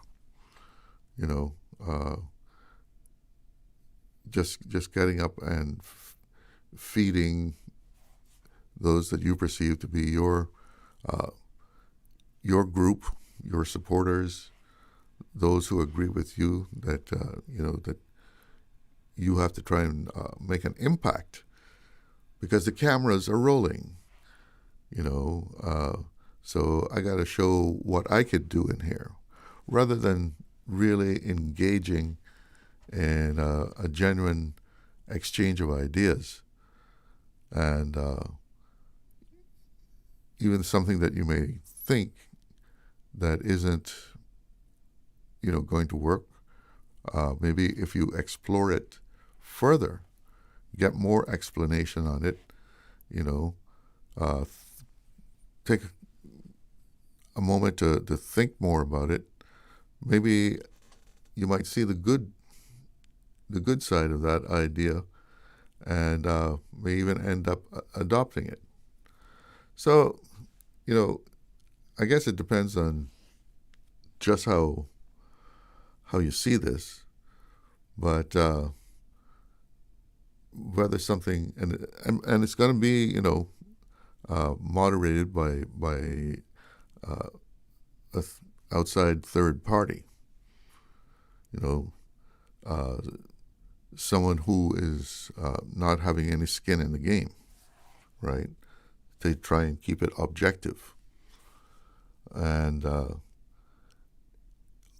all those involved and how Cayman will manage future development, where we're going to be going as we head into another decade. It's all very important. And if when I say we, those who would participate in such a exercise, if you don't have an open mind to it, if you come in with, your own agenda that you're going to push, and again, if the cameras are rolling, you're more likely to take some kind of hard line as to what your position is. But if you come with an open mind to exchange ideas,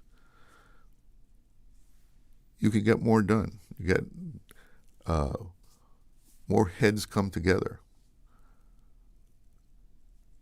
More ideas are adopted, rather than everybody just holding fast on the stance that they have come in with. But what do you think? We can explore that in our last half hour of the show. I know there's a caller on the line. Please hang in there because we got to go to the newsroom. It is 2 o'clock. Little Cayman, Cayman Bride. Cover me. Radio Cayman in the Cayman Islands. From Radio Cayman's newsroom, this is Headlines. The Headline News is brought to you by Kirk Market. With your latest headlines, I'm Elizabeth Charles. The Civil Service Wellness Committee is using its June newsletter to thank the Deputy Governor as he prepares to retire and step down as the head of the Civil Service next month. The newsletter features a farewell message from the Deputy Governor and a tribute from the Civil Service Wellness Committee, recognizing his role as their wellness champion. In his note, he says the committee was created to give civil servants a space to put their health and well-being first, and highlights achievements from dementia awareness to financial planning courses and popular events such as Quiz Night. The Wellness Committee, in turn, thanks him for his vision, leadership, and commitment to promoting healthier lifestyles and a culture of well-being across the organization. In international news, several Lufthansa staff have been injured after the nose gear of a Boeing 787 jetliner unexpectedly collapsed at a gate at Frankfurt Airport. The airline says the incident happened early this afternoon before passengers had boarded, and that crew and ground staff who were on board are now receiving medical treatment. In other news, Canada's federal government has launched a long-awaited national AI strategy that sets out more than $2 billion Canadian dollars in spending and a roadmap for how the country plans to use artificial intelligence over the next 10 years. The plan includes $500 million in investments for Canadian AI companies and another $500 million in financing to help businesses adopt AI tools, as well as $200 million targeted to using AI to improve healthcare and reduce administrative burdens on doctors. Ottawa says it wants to raise AI adoption by businesses from about 12% to 60% by 2034. Those are the latest headlines. I'm Elizabeth Charles. www.radiocayman.gov.ky. Check out our social media pages: Facebook, YouTube, X, formerly Twitter, Radio Cayman Headline News.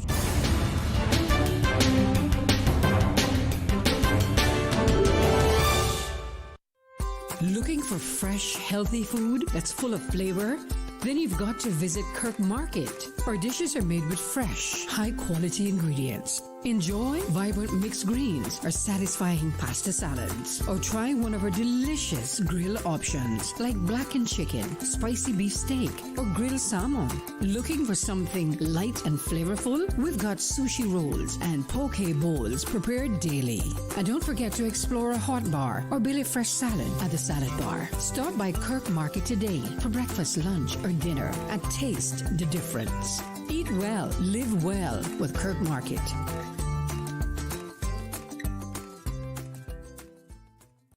Accidents and illnesses can strike without warning.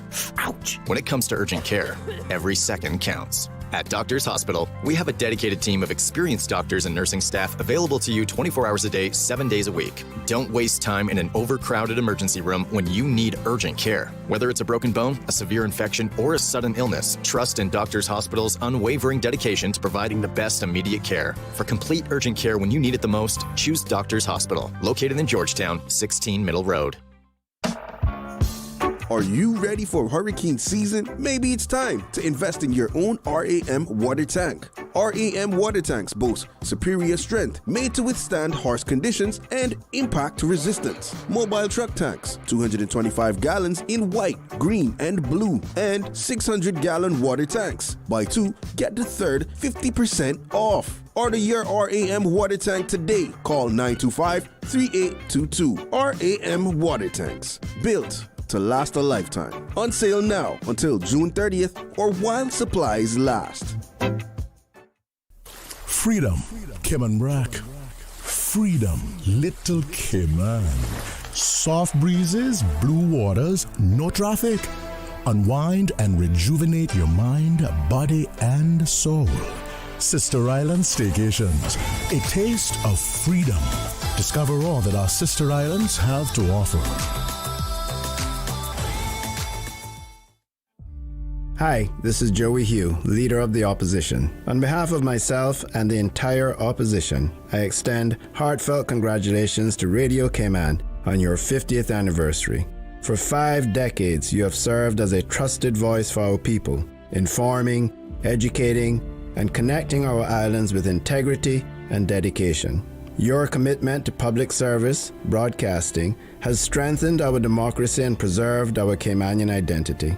We honor this milestone and the many men and women who built and sustained this national institution over the years. Congratulations on your 50 years of service to the Cayman Islands.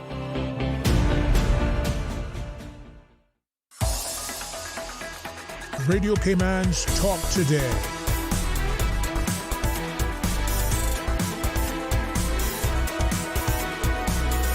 What is on your mind, Cayman?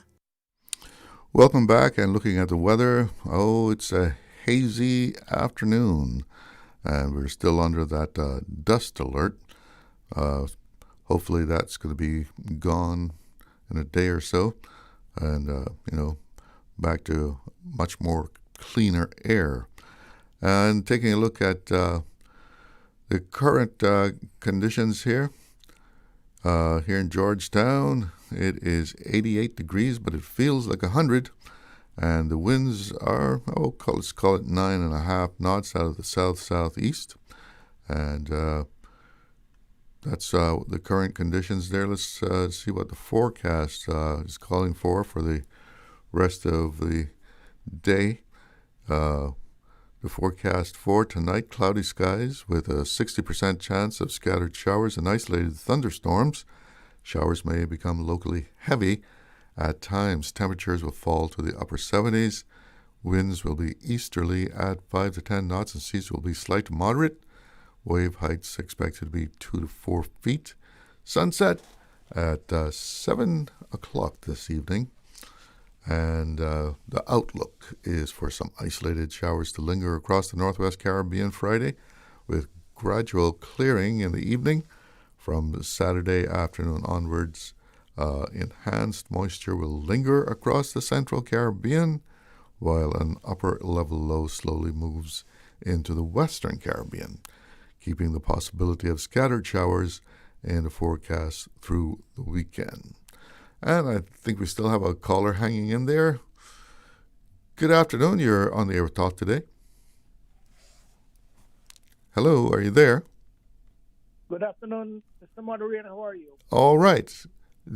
Your volume is a little low. Let's see if... Is it any better now? Yeah. Yeah. I'm just concerned what you're saying about the opposition and the government. I am assuming that you agree that majority rules. Is that generally what we hear? Majority rules in a democratic society? Yeah. Good. So if the opposition is bringing this to the public, I think it should be well accepted. What goes on, the public needs to know. I don't think it should be behind closed doors, because whatever transpires, whatever happens, the public needs to know. If I remember rightly about the closing of the West Bay Road, that was actually pushed down people's throats whether we liked it or not. Everyone seems to like it now, though. I'm sorry? Everyone seems to like it now, though. No, that's only a temporary thing. When you're going to see that people don't like it, you just wait till all of those buildings on the Northwest Point Road open up. What's on the Baraboo New Road open up? Because remember the old West Bay Road, when you get to the first roundabout by Yacht Club, you always have to look right. They have the right to go. And you follow after them. So as long as that traffic keeps coming from the left or from the right, you have to wait. I said that to say this. I've seen the traffic from Yacht Club roundabout almost back to Morgan's Harbor waiting to get out, to get past that Yacht Club roundabout. So, now you tell me that what people are beginning to get frustrated right now about it. That's not proper, my friend. This is why whatever happens, whether we like it or we don't, the people have to have a say. When you go with this heavy-handed, situation and do what you feel like, that is not accepted or should not be accepted in a democratic country. Well, you realize that this is a forum of exchange of ideas and finding a balance, right? I mean, many sectors of the community is to be involved in it. But it's going to be behind the closed doors, and that is not. I can't not support it. Why is the opposition saying no to that? Why? Well, they believe, as you do, I guess, that it should be, open doors and open to the public. Good. So I want to just turn the page a little bit and ask you a question, if I may. After the world was created, oh boy, what was the next significant, the most important thing after the world was created? After the creation of man and woman? After the world was created, what was the most important thing that was created after that? Tell me. I guess I'll have to. The most important thing that was created after the world was the birth of Jesus Christ. Okay, well. No, that's not a joke. That is a fact. And ask anybody, and you have to admit that's true. Can you think of something more important? Not off the top of my head, no. Good. Go back. Anyway, that is precisely correct. We're going to skip that now. Coming back to what we said, I support the government in a lot of things they're doing, but when it comes to things like this, the average man on the street should be able to understand what's going on in this island. It's too much. When you said like the thing that I gathered from what you said about getting things done, we're getting things done too fast. too fast. This country is out of control, my friend. You know. Well, I think that's what this Cayman Forward thing is about, right? Is trying to strike that balance. Well, to get a good balance, you got to have opposition involved in it, and the people. Well, they are invited. Well, I hope it's not only invited. I hope it's. I mean, you've got government people, industry, community groups. You know, it's not like, you know, a handful of people are going to sit behind a closed door and make a decision for the whole country. It's a exchange of ideas. You know, people putting forward different things, and I guess there'll be a discussion. You know, people exchanging ideas as the best way forward. Well, then what it is then, if that's correct, what you're saying, what it is, the opposition are so up in arms about. Well, they're saying transparency, right? Absolutely. That is transparency. That's what we want to see. I don't want to hear tomorrow what Tom Jones in EXCO or Cabinet done and there's nothing I can do about it. No, it's too much of that going on right now. Too much. But, you know, if Cabinet was to come out and say something and the people are definitely against it, the people can make their voices heard. I heard that too. When they were giving all the status grants, I heard the same thing, but it was too late. All I heard, it was a done deal. Don't forget that. It was a done deal. So if it's a done deal by Cabinet, there's nothing we could do. And we would not appreciate this happening again. Come on, let's hear you, man. So you want an open forum with an audience, right? Everything broadcast. Maybe it's broadcast on the air, and so everybody comes in there with their agenda, and instead of there being a free exchange of ideas on things, you know, I come in with my agenda, and I'm going to show my people that, you know, I can stand up here and make declaration after declaration, and you know, try and dominate the conference, not listening to anybody, but standing firm on the my agenda, my viewpoints, and not being willing to compromise at all. You know, you stand up and show that you're the man, instead of you know, having a good discussion on how to go forward. I've seen that happen, and you know, I've seen also where people come sit down together in a private setting, and people being much more open to other people's ideas rather than when they're in front of, you know, a national audience and they got to, you know, throw meat to their supporters. You know, they're more open to discuss something.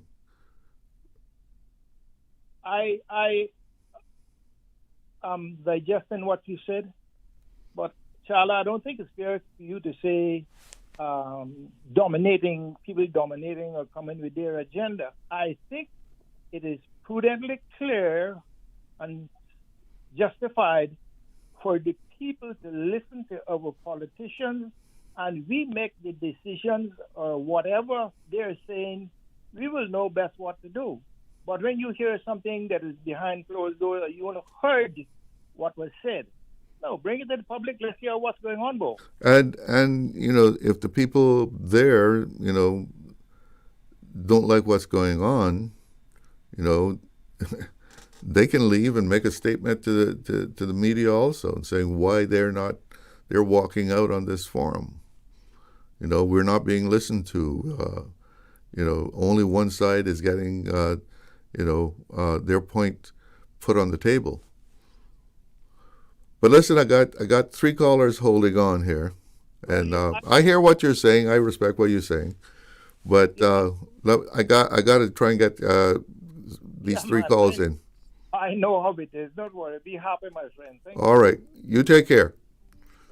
All right, let's take another phone call. Maybe you should take the break first and then deal with the phone calls. No breaks? Good. Okay. Phone lines. Good afternoon. You're on the air. Good afternoon, Charlo. Yes. Mario, Gibanks, how you doing? Good afternoon. Good afternoon. I'll be brief. I agree with a lot of things that the previous caller mentioned. As you remember, we were in the studio a few weeks ago in the West Bay Feedback Committee.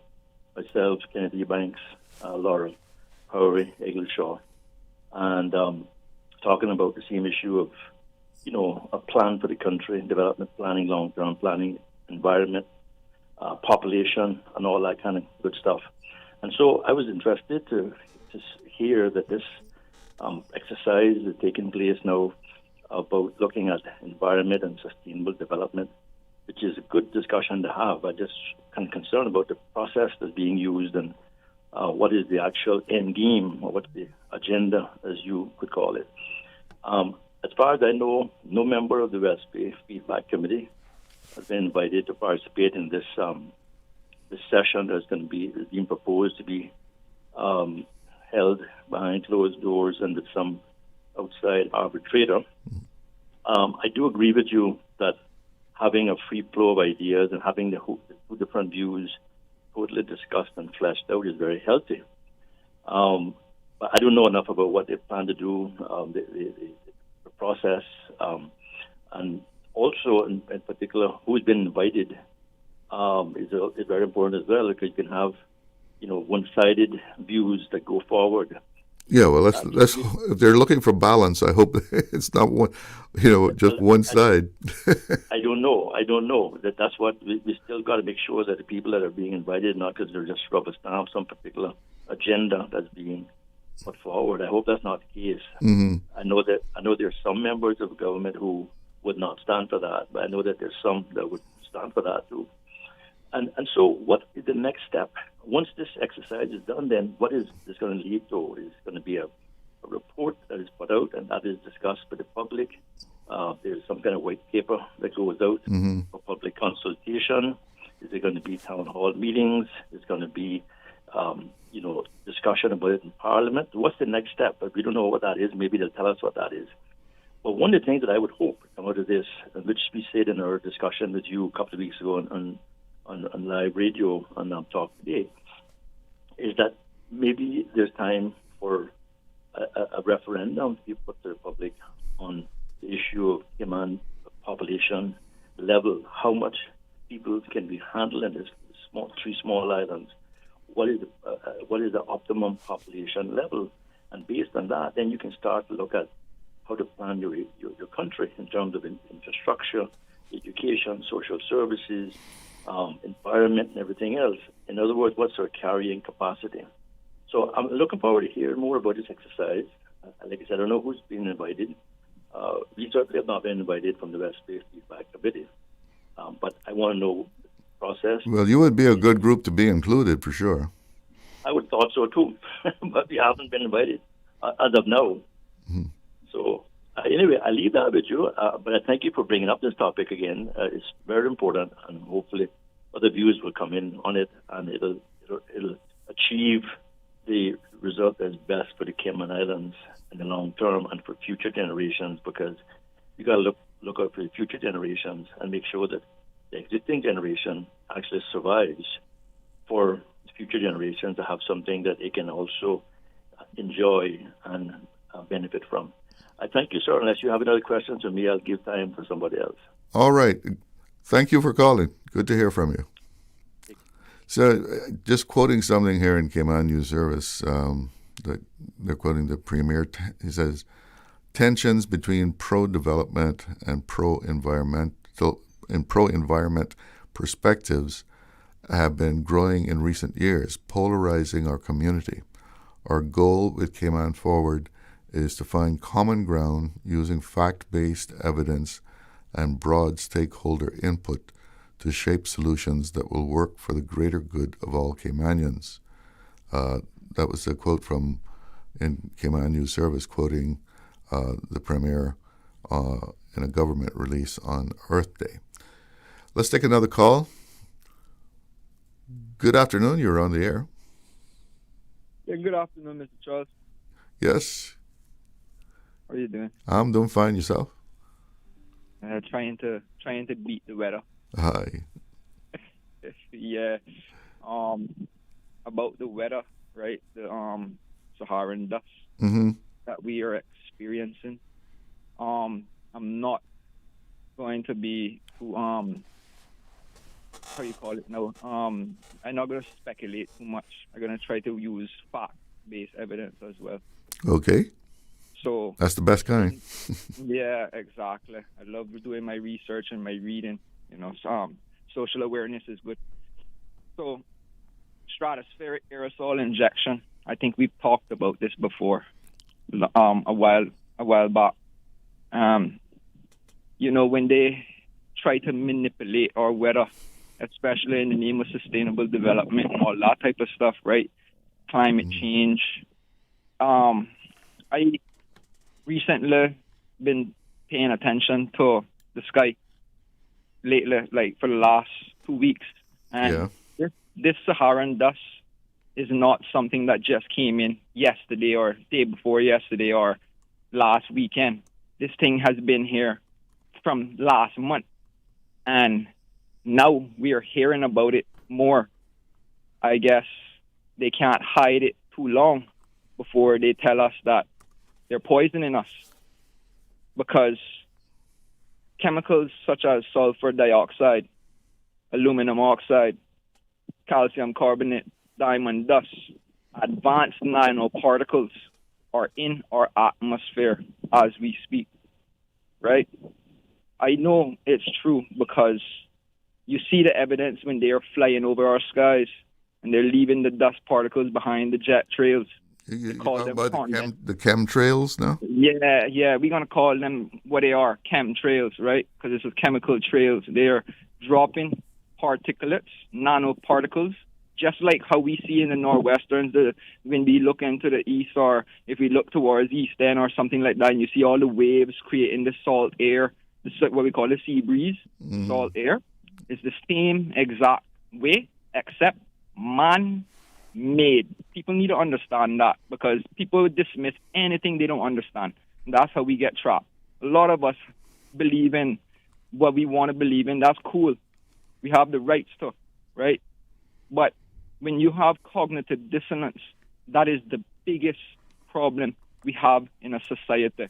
When you try to explain something to somebody or a group of people, and they refuse to understand it even when they see the evidence in the front of their faces. And this is the problem that we got with respiratory illnesses. You can tell them what is causing the respiratory illnesses, but all of a sudden now it's something that you're born with. You know, Mr. Charles, I've been seeing this going on for a long time, right? And I get reactions from it, mentally and physically, right? Because when you can't sleep all hours of the night because you got so much things on your mind, you're doing your research and things, you cannot even get exhausted anymore. That's strange. That's strange behavior. And then you come in to think about the sinus congestions that we get just for our regular average day activities. You know, that is concerning. That where they want to try to tell you, know, that you're working too hard, but then yet you got work, you're not working enough. Well, so, there's a lot of pollution in the air for sure, but we're short on time. Let me just ask you one thing though. What's the objective of them, as you say, poisoning the air with like chemtrails? Why would they do that? Well, they would want to do that for surveillance purposes, because with the nanoparticulates in the air, it's metallic material, and you know, with certain environments, they throw, like, okay, for example, let's lose the military, for example. They'll throw smoke bombs, and then they'll come in with night vision. You can see, they that have the night vision can see through those particulates in the air, right? And then those that who don't have the equipment can't see. So let's just use it like nanotechnology, where they use Wi-Fi for surveillance. It's almost the same way. So I'm not saying that's a definite reason, but they all use it in the name of climate cooling. So they're cooling the planet down temporarily. But then at the same time, they're covering the atmosphere with a blanket. It's just like you feeling too cold in your room and you put a blanket over. You're trapping thermal energy, and it's the same exact way how we are feeling. That's why we have feel-like temperatures. So the temperature regularly is 8 or something degrees. That's how it's going to always stay, and maybe it jump up to the 90s as a maximum. And then you have the feel-like temperatures, which is in the 100s. All right. Well, listen, So I want one more caller that I want to try and get in here, okay? No problem. But we can talk about that at length some other time, but have a good afternoon. You too. Let's take our final call. Good afternoon. You're on the air. Hello. Yeah. Yeah, I just want to say I want to chime in and agree with my good friend Ormond. Mm-hmm. But why don't the government have a referendum? On what? Yeah, on what Brother Ormond was talking about? The development, sustainable development, what the government is dealing with. Yeah, but what kind of question would you ask? I mean, no, I said, why don't they have a referendum? Yeah, what would the referendum question be? And see what the people would say about it. Because remember now, even if the opposition is involved, the cabinet is in charge, you know. Cabinet is in charge. They're the government, right? But if you have a referendum, then that is the view of the people, and I know that the government. So what would you say? What people should we develop or not develop? Stop right, development or continue to develop? That's what I'm saying, sir. That's what I'm saying. Well, have a referendum on that and find out. That's all I gotta say, sir. All right. Well, thank you for calling. Yeah. You bring that topic up tomorrow and ask them that. Okay. Why, and I guarantee you that if you put a referendum, that it would come out, the people would say no, they don't want no more development. And then what? Thank you. What comes after that? All right. Thanks for calling. It is 2:30, and that's it for me. Thank you all for joining in, whether you were just listening or calling. Thanks for being here for our talk today. Have a great afternoon. I'm Charles Glidden. One love. Talk Today is brought to you by the Ministry of District Administration. Explore your history. Explore your land. Explore your sister islands. And Doctors Hospital. Peace of mind is important when life happens. Doctors Hospital. Always there for you. Call 949-6066.